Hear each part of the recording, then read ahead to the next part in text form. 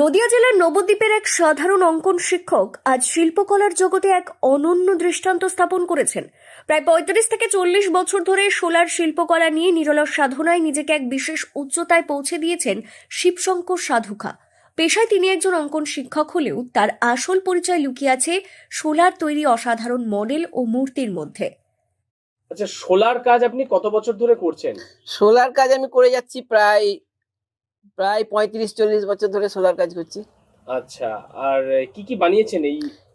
বিভিন্ন রকম বানিয়েছি, যেমন আমাদের ঠাকুরের সাজ থেকে আরম্ভ করে এই বিভিন্ন মডেলের উপরে, যেমন জগন্নাথ বলো, দুর্গা বলো, কালী বলো, তারপরে বিভিন্ন রকমের বজরা, তারপরে ডুগি, তবলা, ফুল, নানা ধরনের বিভিন্ন ধরনের সোলার আমাকে যা বলবে আমি তাই করে দিতে পারি।